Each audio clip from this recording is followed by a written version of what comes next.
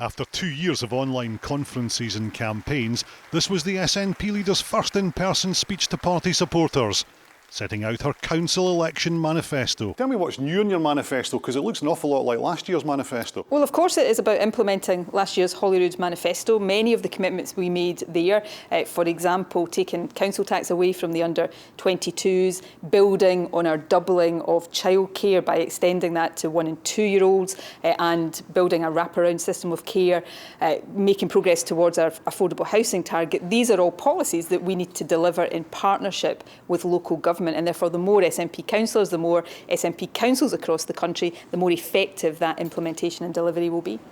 Nicola Sturgeon said SNP councillors would support independence, but this is not an election about that. It is, though, she says, a chance to send a message to the Prime Minister. Boris Johnson may or may not be forced out of office, though I strongly suspect that it is now a matter of when, not if, that scenario comes to pass. Some questioned why the SNP was launching its manifesto in Greenock when 2 government-funded ferries have failed to launch just up the river.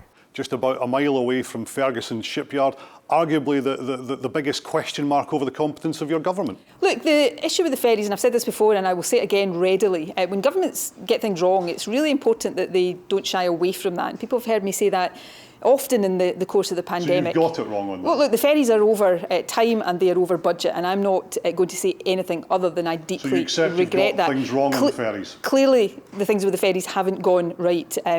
But what I will not apologise for is the decisions we have taken that mean that Ferguson shipyard, just as you say, a mile away from here right now, is open, and that 400 people are employed there. With less than 2 weeks until the council election, Nicola Sturgeon had a message for all voters. To people across Scotland, please do not sit this election out.